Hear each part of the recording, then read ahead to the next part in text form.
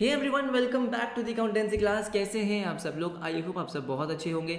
So first chapter में हमारे बहुत सारे कॉन्सेप्ट्स ऑलरेडी हो चुके हैं। डेफिनेशन हमने देखा था, उसके बाद characteristics, process, then functions of accounting, objectives of accounting, बहुत सारे कॉन्सेप्ट्स हम ऑलरेडी कर चुके हैं। उसी के आगे आज हम कंटिन्यू करने वाले हैं। एडवांटेजेस डिस्कस करेंगे, लिमिटेशंस डिस्कस करेंगे और भी बहुत सारे कॉन्सेप्ट्स आज हम करने वाले हैं। तो आपको बस क्या करना है, स्टार्टिंग से लेके एंड तक आराम से वीडियो को देखना है, आपको बहुत मजा आएगा। ट्रस्ट मी, बहुत ही इंटरेस्टिंग कॉन्सेप्ट्स आज हम डिस्कस करेंगे। सो देर किस बात की, फटाफट से आज की क्लास शुरू करते हैं। ओके, सो फर्स्ट कॉन्सेप्ट जो हम डिस्कस करने वाले हैं that is advantages of accounting.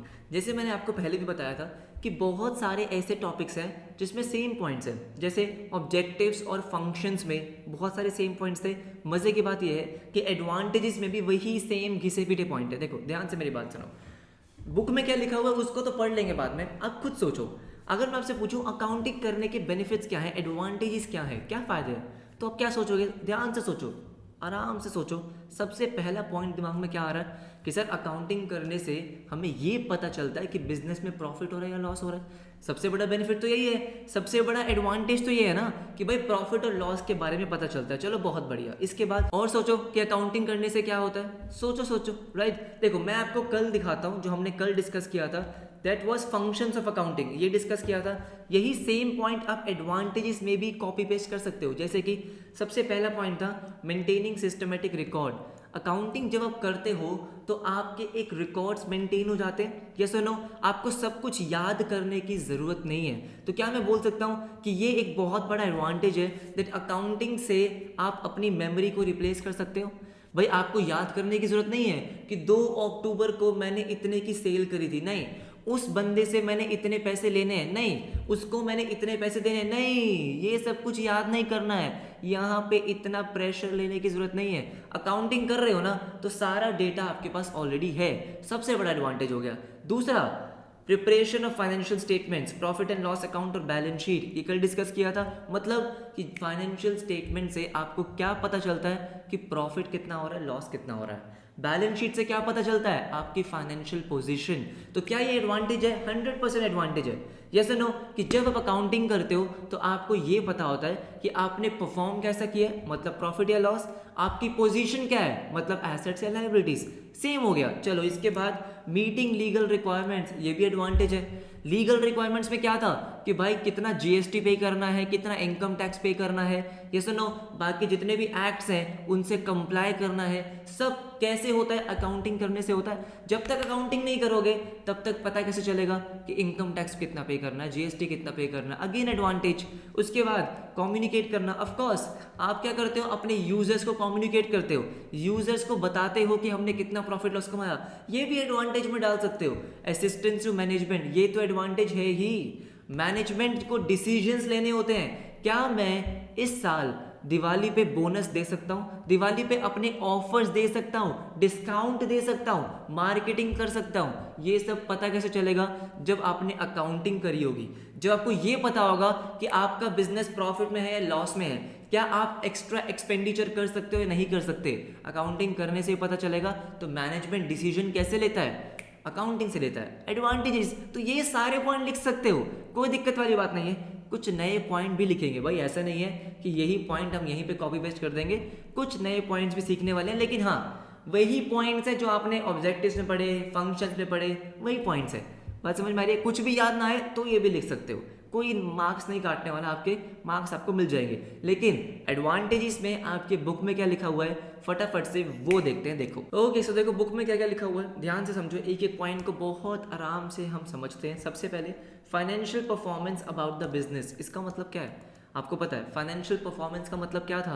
Profit and loss, कि भाई बिजनेस ने परफॉर्म कैसा किया है ड्यूरिंग द ईयर, एक साल में उसने परफॉर्म कैसा किया है, प्रॉफिट आया लॉस आया।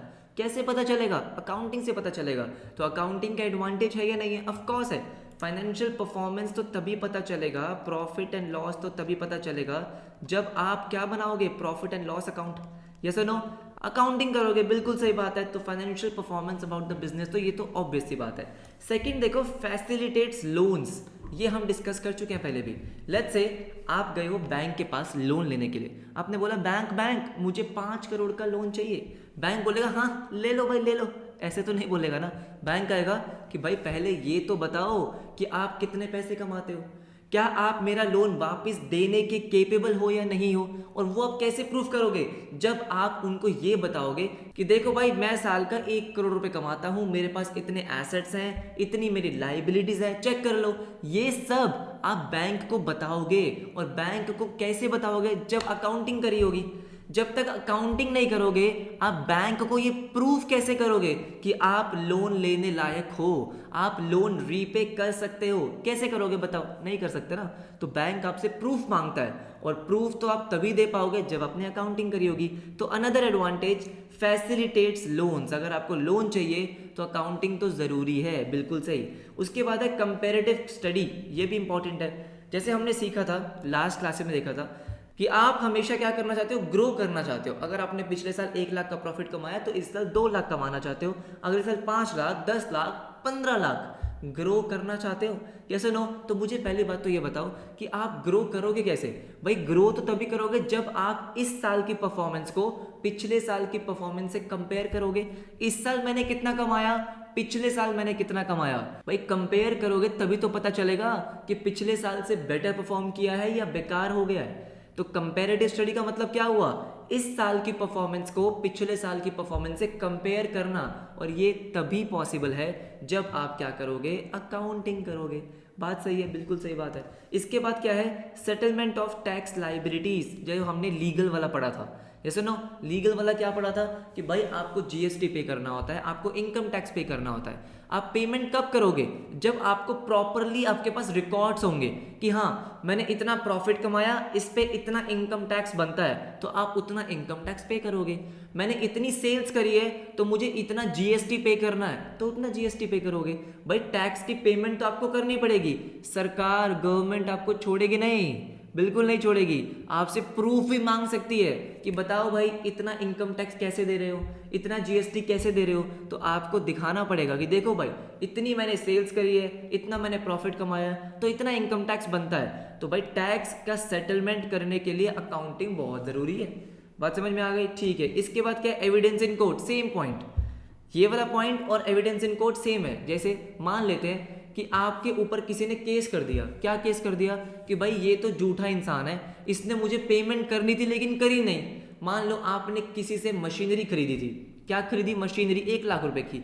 आपने 1 लाख रुपए दे दिए उसको, लेकिन वो वापस आ गया कि भाई मेरे 1 लाख रुपए कहाँ है। आप क्या बोलोगे, अरे दे तो दिए, आपने किसी से मशीनरी खरीदी, उसको 1 लाख रुपए दे दिए, लेकिन वो 1 हफ्ते बाद दोबारा आ गया कि भाई मेरे 1 लाख रुपए कहाँ है। यस नो, उसने आप पे केस कर दिया। तो आप क्या करोगे, आप कोर्ट में प्रॉपर एविडेंस प्रोवाइड करोगे कि देखो सर ये हमने अकाउंटिंग कर रखी है, इस डेट पे मैंने इसको पेमेंट करी है, हमारे पास प्रूफ भी है, हमारे पास डॉक्यूमेंट है, बैंक स्टेटमेंट है, सारे के सारे एविडेंस हैं। तो कोर्ट में एविडेंस देने की बहुत काम आती है जब आप अकाउंटिंग करते हो। मान लो इनकम टैक्स ऑफिसर ने आप पे केस कर दिया कि भाई इन्होंने जो इनकम टैक्स पे किया है वो प्रॉपर नहीं है, कम है, इन्होंने अपना प्रॉफिट कम दिखाया है। तो अगेन कोर्ट में आप प्रॉपर एविडेंस दिखाओगे कि देखो सर मैंने इतनी सेल्स करी है, मेरा इतना खर्चा हुआ है, इतना प्रॉफिट है, इस पे इतना इनकम टैक्स बनता है। तो अपने आप को प्रूव करने के लिए आप कोर्ट में एविडेंस क्या दोगे, ऑफ कोर्स अपने अकाउंट्स, जो आपने अकाउंट्स बनाए हैं, जो अकाउंटिंग करी है, उसको आप एज एन एविडेंस यूज करोगे कोर्ट में। बिल्कुल सही, इंपॉर्टेंट है, राइट। रिप्लेसिस मेमोरी, डिस्कस किया हमने कि क्योंकि आप सारे ट्रांजेक्शंस का एक प्रॉपर रिकॉर्ड मेंटेन कर रहे हो, सारे ट्रांजेक्शंस का प्रॉपर रिकॉर्ड आप मेंटेन कर रहे हो, किससे कितने पैसे लेने हैं, किसको कितने देने हैं, सेल्स कितना, खर्चा कितना, प्रॉफिट कितना। तो कुछ भी याद करने की जरूरत नहीं है, तू रिलैक्स कर। यस और नो, तो मेमोरी को रिप्लेस कर रहा है, आपको कुछ भी याद नहीं करना है, ठीक है। असिस्टेंस टू मैनेजमेंट डिस्कस कर चुके हैं, सेम पॉइंट कि मैनेजमेंट को बहुत सारे डिसीजंस लेने होते हैं, और डिसीजंस वो कैसे लेगा, प्रॉपर अकाउंटिंग की हेल्प से लेगा। जैसे हमने डिस्कस क्या किया कि दिवाली पे कितना ऑफर देना है, कितना डिस्काउंट देना है, कैसे डिसाइड करोगे, जब आप ये देखोगे कि आपके पास कितना प्रॉफिट ऑलरेडी है। कहीं आप बहुत सारे लॉसेस में हो, बहुत ही लॉस में हो, फिर भी डिस्काउंट दिए जा रहे हो, ये तो नहीं होगा। मान लो आपको एक मशीनरी खरीदनी है, तो क्या आप मशीनरी खरीदने लायक हो, क्या आपके पास पैसे हैं, खरीदनी चाहिए नहीं खरीदनी चाहिए। तो ये सब जो डिसीजंस हैं वो किसके होते हैं, मैनेजमेंट के। और मैनेजमेंट वो डिसीजन कैसे लेता है, ऑफ कोर्स आपके अकाउंट्स चेक करके कि कितना प्रॉफिट, कितना लॉस, कितना पैसा है, कितना लेना है, कितना देना है, सब कुछ देखने के बाद वो एक डिसीजन लेता है। क्या मेरी बात समझ में आ गई? तो ये थे जो आपके बुक में पॉइंट्स दे रखे हैं, बहुत ही कॉमन पॉइंट्स मैंने आपको बता दिए, पहले भी हम समझ चुके हैं, बहुत सारे पॉइंट्स तो सेम ही थे, यस और नो, जो अलग थे वो भी हमने समझ लिए। आई होप आपको एडवांटेजेस ऑफ अकाउंटिंग समझ में आ गया होगा। नेक्स्ट टॉपिक जो हम डिस्कस करने वाले हैं वो है लिमिटेशंस, कि अकाउंटिंग की लिमिटेशंस भी है सर, बिल्कुल है, ध्यान से देखो। Okay so limitations of accounting, sir accounting की लिमिटेशंस क्या होती है, आराम से समझो, काफी सारी होती हैं। देखो सबसे पहले है accounting is not fully exact. पहली बात तो फुल्ली एग्जैक्ट का मतलब क्या है? फुल्ली एग्जैक्ट का मतलब है कि जो भी आप ट्रांजैक्शंस रिकॉर्ड कर रहे हो, हर ट्रांजैक्शन का एक एविडेंस आपके पास है, राइट? अगर मैं आपसे पूछ लूं कि भाई ये सेल्स 10,000 की क्यों रिकॉर्ड करी है, तो आप फटाफट से एक 10,000 रुपीज का मुझे रिकॉर्ड दिखाओगे, एविडेंस दिखाओगे, ये रहा 10,000 रुपए का बिल। अच्छा ठीक है, तो दैट इज फुल्ली एग्जैक्ट, कि मतलब आपने खुद के मन से कुछ नहीं किया है, सब कुछ exactly as per the evidence, as per the records maintain किया है। और अगर मैं ये बोल रहा हूँ कि accounting is not fully exact, इसका मतलब क्या है कि ऐसा नहीं है कि जो भी आप ट्रांजैक्शंस रिकॉर्ड कर रहे हो सारी की सारी ट्रांजैक्शंस का आपके पास एविडेंस होगा, नहीं। अकाउंटिंग में कुछ ऐसी ट्रांजैक्शंस होती है जहां पे आपको अपने एस्टिमेट्स यूज करने होते हैं। क्या यूज करने होते हैं? एस्टिमेट्स यूज करने होते हैं, राइट? आपको पिछले कुछ एक्सपीरियंसेस के बेसिस पे कुछ एस्टिमेशन लगाना होता है, कुछ पर्सनल जजमेंट लगानी होती है। जैसे फॉर एग्जांपल अभी शायद आपको ये बहुत प्रैक्टिकली समझ में नहीं आएगा, क्योंकि इसको हम आगे आने वाले चैप्टर्स में समझेंगे। एग्जांपल लेते हैं कि एक वर्ड होता है डेप्रिसिएशन। डेप्रिसिएशन का मतलब होता है, मान लो आपने आज एक गाड़ी ली है, एक कार ली है 10 लाख रुपए की, ठीक है? अब जैसे जैसे उस कार को यूज करोगे वैसे वैसे कार की वैल्यू कम होती है, जैसे नो आज के 10 लाख की वैल्यू 3-4 साल 5 साल बाद कम हो जाएगी, राइट?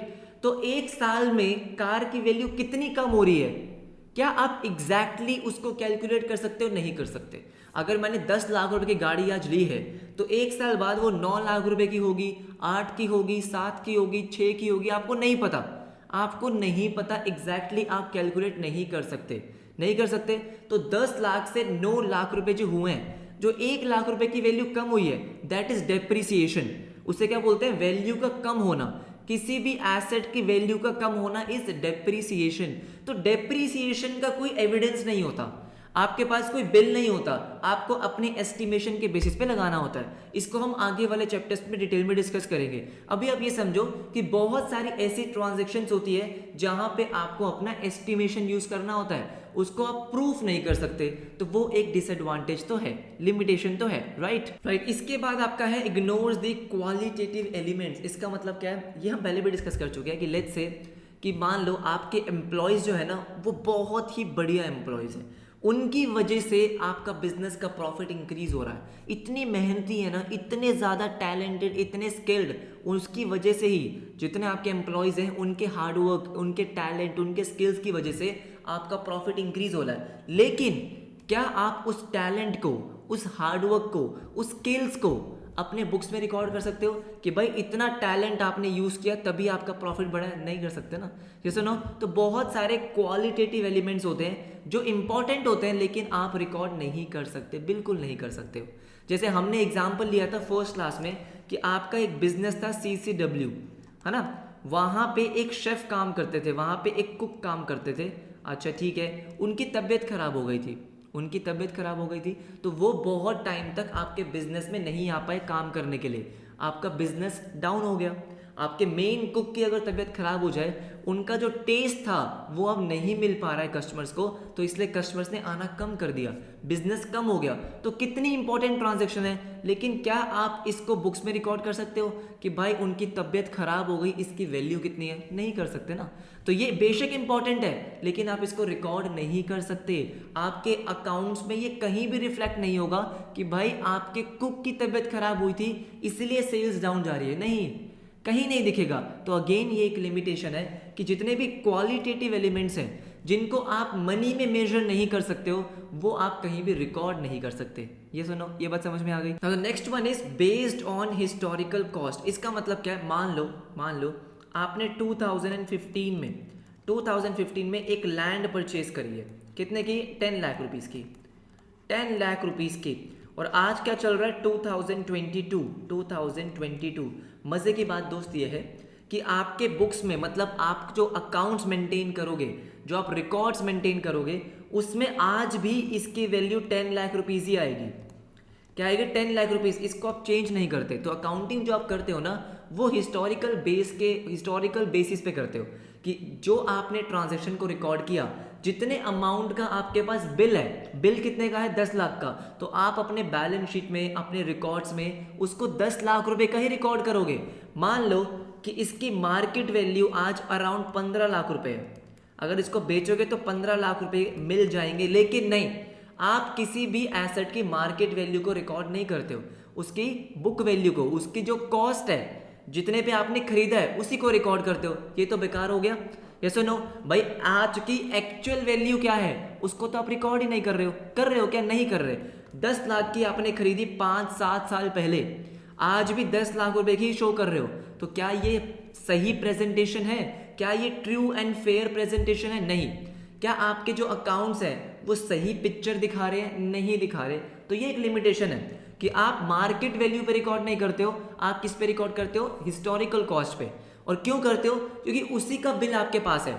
अब ये जो 15 लाख है, इसका आपके पास एक प्रॉपर एविडेंस कभी नहीं होगा। हो सकता है कोई बोले 15 लाख रुपए, कोई बोले 16 लाख रुपए, इसलिए आप इसको रिकॉर्ड नहीं करते हो। लेकिन अगेन एक लिमिटेशन तो है कि भाई जो चीज मैंने 7 साल पहले खरीदी 10 लाख की, वो आज भी मैं 10 लाख रुपए की बैलेंस शीट में दिखा रहा हूं। ये सुनो, बेशक उसकी वैल्यू 15 हो गई हो, 8 हो गई हो, 7 हो गई हो, जो भी होगी हो, लेकिन 10 लाख तो नहीं होगी। ऊपर नीचे तो होगी ना भाई, होगी या नहीं होगी? बिल्कुल होगी। लेकिन आप जो ऊपर नीचे हो रही है उसको शो नहीं करते हो। तो अगेन ये एक लिमिटेशन है, बिल्कुल है, राइट। इसके बाद है विंडो ड्रेसिंग। ये है मजे की बात, सुनो मेरी बात जरा ध्यान से। अब देखो विंडो ड्रेसिंग का मतलब क्या है, बहुत ही बढ़िया। जैसे अभी आपकी ऑनलाइन क्लासेस थी, है ना? क्या थी? ऑनलाइन क्लासेस थी। तो मैंने बहुत सारे स्टूडेंट्स की पिक्चर्स देखी थी कि उन्होंने ऊपर तो स्कूल की शर्ट डाली हुई है, स्कूल की शर्ट डाली हुई है, और नीचे बैठे हुए लोअर में, शॉर्ट्स में। किया ना आपने भी? 100% किया होगा। तो अब सामने क्या दिख रहा है? टीचर्स को क्या दिख रहा है कि बच्चा कितना वेल ड्रेस्ड है। ओह, शर्ट डाली हुई है, टाई डाली हुई है, नीचे बेशक कुछ भी डाला हो, किसी को दिख ही नहीं रहा। यस और नो? तो जो एक्चुअल पिक्चर है वो तो दिख ही नहीं रही है। क्या दिख रही है?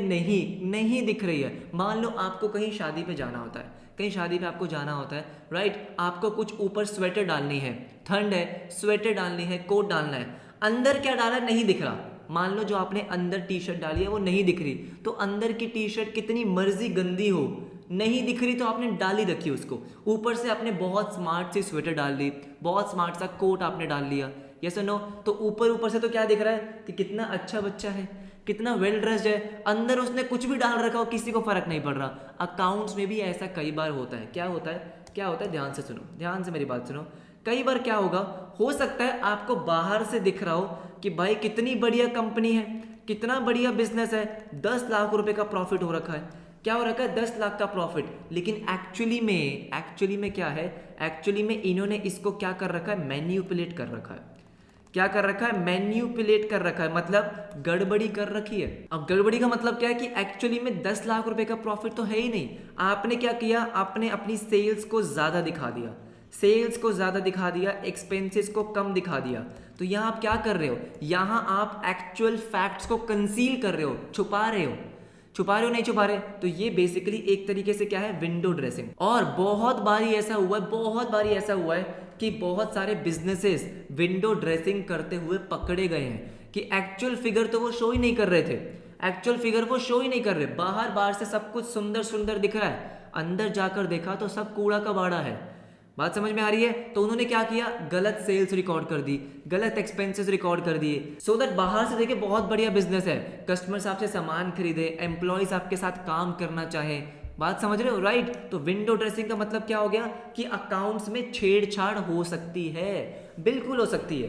पकड़े गए हैं काफी बारी, लेकिन अभी भी हो सकता है कि आपने गलत इनवॉइस रिकॉर्ड कर दिया, नकली बिल बना दिए। ऐसा होता है, ऐसा हो सकता है। पकड़े जाते हो, बिल्कुल पकड़े जाते हो, लेकिन बिजनेसेस अभी भी करते हैं क्योंकि पॉसिबल है। आपने नकली बिल बना दिया, 100 बिल है, 100 में एक नकली बिल आ गया, जरूरी नहीं है कि पकड़ा जाएगा।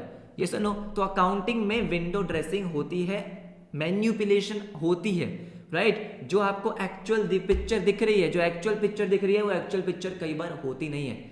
बात समझ में आ गई? ओके, सो नेक्स्ट पॉइंट है अनसूटेबल फॉर फोरकास्टिंग। फोरकास्टिंग का मतलब क्या है? फोरकास्टिंग का मतलब होता है फ्यूचर को प्रेडिक्ट करना। जैसे वेदर फोरकास्टिंग होती है कि कल बारिश होने वाली है, यस और नो, तो वो प्रॉपर साइंस है, वो प्रिडिक्ट करते हैं। अकाउंटिंग में अगर आपसे पूछा जाए कि अगले महीने कितना सेल्स करोगे, आप क्या बोलोगे? इस साल 5 लाख का किया है, इस महीने 5 लाख का किया है, अगले महीने 6 लाख का कर दूंगा। अब वो 6 लाख रुपये आप क्या है, प्योर तुक्का मार रहे हो भाई। 6 लाख हो सकता है, 6 लाख नहीं हो सकता। क्यों? क्योंकि जो भी आप अकाउंटिंग करते हो वो तो आप हिस्टोरिकल डेटा पे करते हो। किस पे करते हो? हिस्टोरिकल डेटा पे। पास्ट फिगर्स देख के बताते हो कि इस साल मैंने इतना प्रॉफिट कमाया है तो अगले साल शायद मैं इतना प्रॉफिट कमाऊंगा, लेकिन वो प्रॉपर प्रेडिक्शन नहीं हो सकती भाई। अगले साल आप कैसा बिजनेस करोगे आपको क्या पता, अगले साल आपके कॉम्पिटिटर्स क्या करेंगे आपको क्या पता, कस्टमर्स आपका प्रोडक्ट पसंद करेंगे नहीं करेंगे क्या पता भाई, कोविड आ गया तो क्या पता, ये सुनो। तो अकाउंटिंग से आप प्रॉपर फोरकास्टिंग नहीं कर सकते हो कि अगले साल क्या होने वाला है, अगले साल कितना प्रॉफिट होगा, अगले साल कितना लॉस होगा, वो प्रॉपर नहीं हो सकता। तो ये है लिमिटेशंस कि भाई फुल्ली एग्जैक्ट नहीं है क्योंकि वहां पे एस्टिमेशंस आते हैं, राइट। क्वालिटेटिव एलिमेंट्स को आप इग्नोर करते हो, ठीक है। तीसरा, हिस्टोरिकल डेटा को प्रेजेंट करते हो, एक्चुअल फिगर्स प्रेजेंट नहीं करते हो। विंडो ड्रेसिंग हो सकती है, मैन्युपुलेशन हो सकती है, और आप फोरकास्टिंग नहीं कर सकते। ये कुछ लिमिटेशंस है, आई होप आपको समझ में आए होंगे, राइट। सो आज हमने एडवांटेजेस और अकाउंटिंग के लिमिटेशंस को डिस्कस किया। बहुत ही इंटरेस्टिंग पॉइंट्स थे, बिल्कुल भी मुश्किल नहीं थे, राइट। छोटे छोटे टॉपिक्स थे, आज हमने इतना कर लिया। नेक्स्ट क्लास में हम करेंगे बुक कीपिंग और अकाउंटिंग में डिफरेंस क्या होता है, जो कि बहुत इंपॉर्टेंट पार्ट है, बहुत ही ज़्यादा इंपॉर्टेंट पार्ट है। अकाउंटिंग के ब्रांचेस कौन कौन से होते हैं, राइट। तो आपके नेक्स्ट 2 क्लासेस में ये चैप्टर मैं कंप्लीट करा दूंगा। आई नो मैं थोड़ा सा स्लो चल रहा हूँ क्योंकि बेस बनाना बहुत ज़रूरी है। एक साथ अगर मैं आपको 1 घंटे की क्लास दे दूंगा तो आप बोर हो जाओगे, तो इसलिए अभी अभी शॉर्ट क्लासेस आ रही है। धीरे धीरे जैसे जैसे आपको आदत हो जाएगी, 20 मिनट्स, 25 मिनट्स, 30 मिनट्स, वैसे वैसे हम क्लास का ड्यूरेशन इंक्रीज करेंगे। लेकिन अगर आप अभी शॉर्ट क्लासेस में देख रहे हो कोई दिक्कत नहीं है, 20 मिनट देख लोगे पता नहीं चलेगा, लेकिन एक कॉन्सेप्ट कंप्लीट हो जाएगा। तो डेली अब कोशिश करेंगे कि डेली हम थोड़े थोड़े कॉन्सेप्ट्स करके चले। सो डेली आपको वीडियोस मिलने वाली है, टेंशन मत लेना। बस आपको क्या करना है, वीडियो को लाइक करना है, सो दैट मुझे ये लगे कि आपको समझ में आ रहा है। कमेंट में आप मुझे बता सकते हो कि आपको क्लासेस कैसे लग रही है, कोई डाउट है तो वो पूछ सकते हो। प्लस एक बहुत ज़रूरी चीज़, टेलीग्राम ग्रुप का लिंक आपको मिलेगा डिस्क्रिप्शन में, उसको ज़रूर ज्वाइन कर लेना क्योंकि वहाँ पे आपके डाउट सॉल्व होते हैं, वहाँ पे आपके नोट्स मिलते रहते हैं, तो वो बहुत ज़रूरी है, बहुत ज़रूरी है, उसको ज़रूर ज्वाइन कर लेना। मिलेंगे आपसे नेक्स्ट क्लास में, तब तक के लिए बाय बाय, टेक केयर।